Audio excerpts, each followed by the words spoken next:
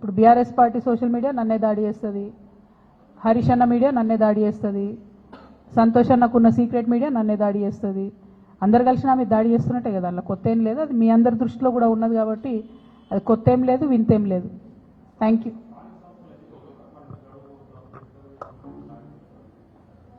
ఎక్కడ మాట్లాడిరండి? ఒక్కసారి కూడా కనీసం బీసీల మీటింగ్ రివ్యూ తీసుకోవడం లేదు సీఎం గారు. మేము పదే పదే కోరుతున్నాం. నిన్న కూడా మన తెలంగాణ జాగృతి నుండి కూడా మళ్ళీ చెప్పినాం మేము, మీరు కనుక తక్షణం నిర్ణయం తీసుకోకపోతే ఇక మంత్రుల ఇల్లు ముట్టడించుడు ఉంటుంది ఫస్ట్ ఫేజ్లో. ఇంకా కూడా నిర్ణయం తీసుకోకపోతే ముఖ్యమంత్రి గారి ఇల్లు కూడా ముట్టడించాల్సి వస్తుంది. ఎందుకంటే 30 తారీఖు నాడు ఎన్నికలని చెప్తే కూడా కనీసం బాధ్యత లేకుండా మాట్లాడకుండా చివరి నిమిషంలో కోర్టుకు పోదాంలే అనేటటువంటి ఒక వైఖరి నిర్లక్ష్యపూరితమైన వైఖరి రాష్ట్ర ప్రభుత్వం చేస్తూ ఉన్నది. ఇది బీసీలను వారు పట్టించుకోవట్లేదు అనడానికి సంకేతం.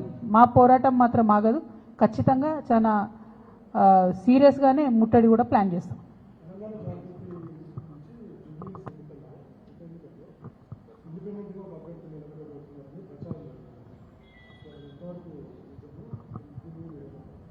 జై Telangana. Thank you. Thank you.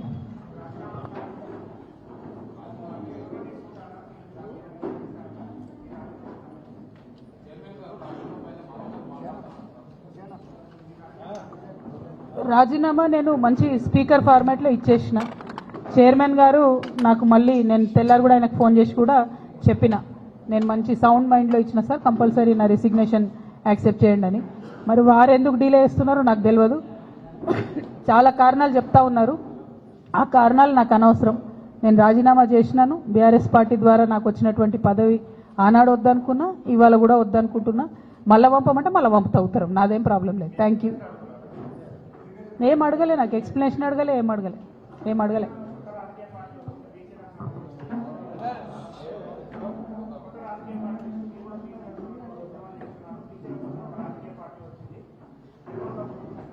తప్పకుండా స్వాగతిస్తాం కదండి.